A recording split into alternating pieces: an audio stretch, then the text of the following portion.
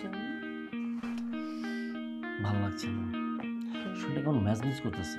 আর বুঝলাম না, অনেকক্ষণ ধরে বসে আছি, এবার একটু চা নাস্তার ব্যবস্থা করো। ঠিকই তো, আমি তো অনেক আগেই বলছি কফির কথা। তাই? দাঁড়াও। এই বুড়ি বুড়ি, আইতাছি বৌমা। হ্যাঁ বৌমা। তোরে না কখন কইছি আমাদের জন্য কফি আনার জন্য? বৌমা, এটা কেমন কথা কও? তোমার সাথে পরপুরুষ দেখা করতেছে, আবার আমি চা বানাই দিব? আমি পারবো না। পরপুরুষ দেখা করতে এসছে, পরপুরুষ দেখা করতে এসছে। এই বুড়ির মজাটা আজকে আমি দেখাবো। এই পরপুরুষ, তোরে কই ফেল দিব, তোরে কই ফেল দিব। একদম বেশি কোনো কথা বলবি না, বেশি কথা বললে একদম জানে মেরে ফেলবো। যে এই ইচ্ছা মতো আর কয়েকটা দে। দাও তো, বেলটা খোলো তো বৌমা, এই ইচ্ছা মতো।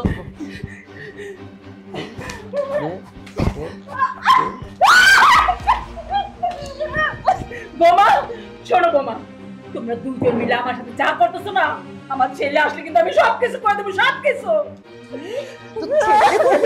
ছেলেরে কবি তো, কারণ তো ছেলেরে তুই বলবি কিভাবে? তোর এই জিভটাই তো আমি বের করে দিব।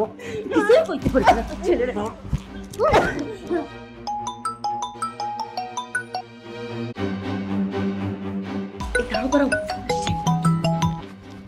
হ্যালো বাবু, কেমন আছো তুমি?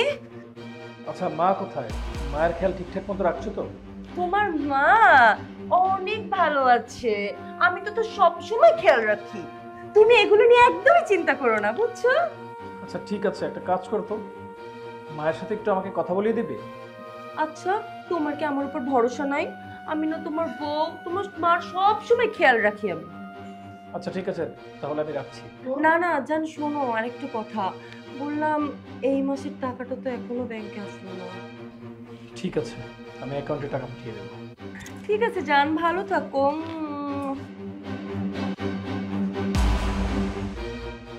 জান, আজকে আমরা শপিং যাব। এই বুড়ি, আজকে তো ছেলের জন্য না তুই জানে বেঁচে গেলি। এখন আমরা দুজন রুমে যাচ্ছি, আমাদের রুমে 2টা কফি পাঠিয়ে দে।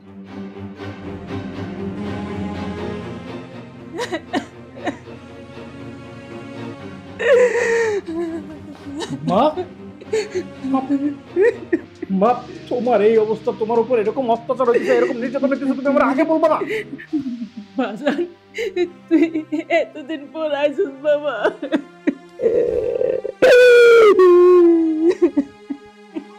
এসব কি মা? এসব কি দেখলাম আমি নিজের চোখে?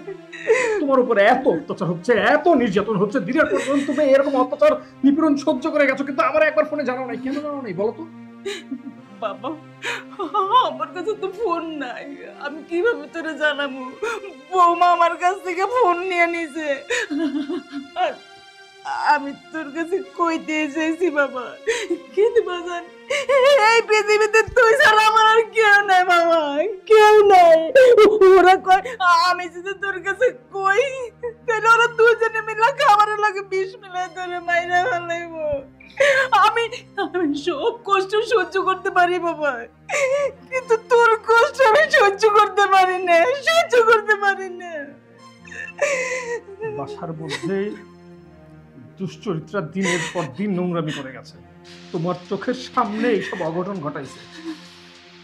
তুমি ভয় বলতে পারো না, কারণ তোমার ভয় ছিল, আজকে আর তোমার ভয় নাই। আজকে তোমার সাহস তোমার সামনে দাঁড়িয়ে।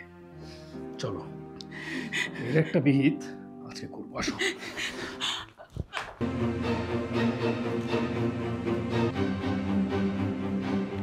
দেখেছো, বুড়ির কোনো কাণ্ডজ্ঞান নেই। কতক্ষণ আগে বলেছিলাম ওকে 2 কাপ কফি দিতে, ও এখন এসছে। ঠিকই বলেছো, দাঁড়াও। বুড়ি, এই বুড়ি, কফি দিয়ে যা। কফি লাগবে? তুমি গরম কফি, তাই না? তোমার সাথে আমি একটু আগে কথা বললাম, তুমি কখন আসলে দেশে? আমাকে তো কিছু বললে না। আমার বাড়ি, আমি কখন আসবো না না আসবো তোকে কৈফিয়ত দিতে হবে? আমার বাড়ি, আমি যখন ইচ্ছা তখন আসবো। বলে আসলে তুই তোর এই বয়ফ্রেন্ডকে খুব ভালোভাবে হাইড করতে পারতি।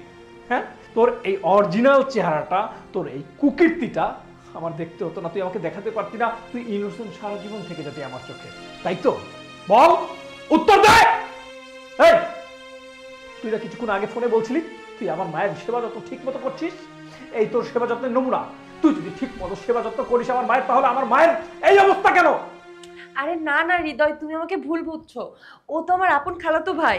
হ্যাঁ, আর মা না তোমাকে ভুলভাল বুঝাচ্ছে। চুপ! মিথ্যাবাদী, আর একটা মিথ্যা কথা বলবি না। তোর ওই মুখ দিয়ে তুই যদি আর একটা মিথ্যা কথা বলিস আমি তোর জিভ টেনে ছিঁড়ে ফেলবো। তুই আমাকে ভূগোল বোঝাচ্ছিস? হ্যাঁ, তোর এই কুকীর্তি আমি কিচ্ছু জানি না। হ্যাঁ, দাঁড়া, এই দেখ তোর কুকীর্তি। তুই এতক্ষণ আমার মায়ের সাথে যে অন্যায় অত্যাচার করেছিস, যে নির্যাতন করেছিস, সব আমি দরজায় দাঁড়িয়ে দাঁড়িয়ে দেখেছিলাম। কারণ আমি আরো আধা ঘন্টা 1 ঘন্টা আগে এসেছি। এসে তোর সকল কুকীর্তি আমি দরজায় দাঁড়িয়ে নিজের চোখে দেখেছি এবং ফোনে ভিডিও রেকর্ড করেছি। কারণ আমি জানি তুই অস্বীকার যাবি। তোর প্রেমিক পুরুষের সাথে রঙ্গলীলা করছিলি আর আমার মায়ের গায়ে হাত তুলছিস। হ্যাঁ, এই তোর লজ্জা করে না? তোর এত বড় সাহস কি করে হলো যে আমার এরকম সুখের সংসারটাকে তুই তছনছ করে দিচ্ছিস? লজ্জা করে না? লজ্জা করে না একটা বিবাহিত নারীর রূপে একটা বিবাহিত নারীর সাথে প্রেম করতে, পরকীয়া করতে? ভাই আমার মাফ করে দেন ভাই, আসলে আমি ওর টাকা পয়সার লোভ করে ওর সাথে প্রেমে করছিলাম ভাই, আমার কোনো দোষ নাই। ও আমার প্রলোভন দেখে প্রেমে ফেলাইছে ভাই, আমার মাফ করে দেন ভাই। ভাই ভাই আমার বউ বাচ্চা আছে, সংসার আছে, আমার সংসারটা নষ্ট করেন না ভাই, প্লিজ ভাই। এই তোর লজ্জা করে না? তোর বউ আছে, বাচ্চা আছে, তারপরে তুই আমার সংসারের দিকে নজর দিয়েছিস? আমি তোকে আজকে এমন শিক্ষা দেব তুই সারা জীবন মনে রাখবি। আমি পুলিশে দেবো তোকে, দাঁড়া। আমি তোকে পরে দেখছি। ঘরের শত্রু বিভীষণ আগে ঘরটাকে সামলাই। পালিয়েছে তোর প্রেমিক, ওকে আর দোষ দিয়ে লাভ কি? দোষ তো তোর, দোষ তো তুই করেছিস। আরে আমার ঘরেই তো শত্রু, আমি আমার ঘরকেই তো সামলাতে পারিনি। আমি তোকে কিসের অভাবে রেখেছি? টাকা পয়সা, গাড়ি বাড়ি, সুখ, আভিজাত্য, কোনো কিছুর কমতি রেখেছি? হ্যাঁ, তোদের সুখের জন্য, তোর সুখের জন্য আমি বিদেশের মাটিতে গিয়ে পড়েছিলাম যেন তুই ভালো থাকিস। সেজন্য আমি তোকে প্রপার টাইম দিতে পারিনি। তাই বলে তুই আমাকে ঠকাবি? তাই বলে তুই আমার বিশ্বাসকে এভাবে গলা টেপে হত্যা করবি? আমার এই মা পছন্দ করে তোকে এই বাড়িতে নিয়ে এসেছিল। সেই মাকে অত্যাচার করতে, সেই মার গায়ে হাত তুলতে তোর আত্মা কাঁপলো না? তোর একটুকু বুক কাঁপলো না? তোর মতো নারীর সাথে আমি আর সংসার করবো না। তোর মতো নারীর সাথে একই ছাদের নিচে বসবাস করা আমার পক্ষে সম্ভব নয়। বের হয়ে যা আমার বাসা থেকে। আমি পুলিশে দেবার আগে কিংবা আমার মতিভ্রম হওয়ার আগে, আমি তোকে খুন করার আগে আমার বাসা থেকে বের হ বলছি। দেখো, ওর পায়ে পড়ে আমার ভুল হয়ে গেছে, আমার মাফ করে দাও মা।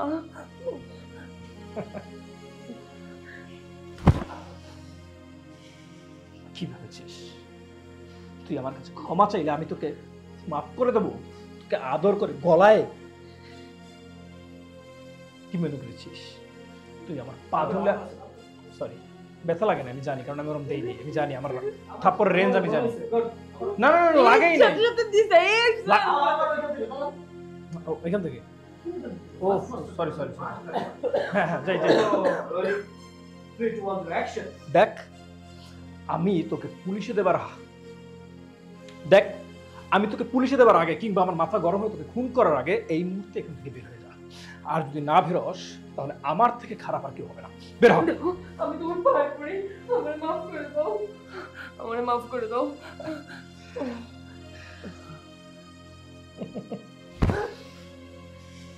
কি মনে করেছিস তুই আমার কাছে ক্ষমা চাইলে আমি তোকে মাফ করে দেবো?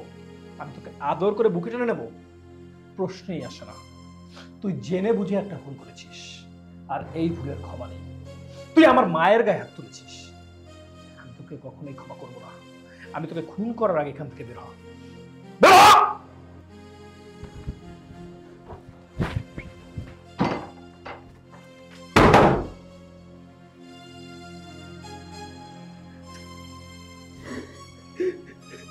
মা, তুমি আমারে মাফ করে দাও।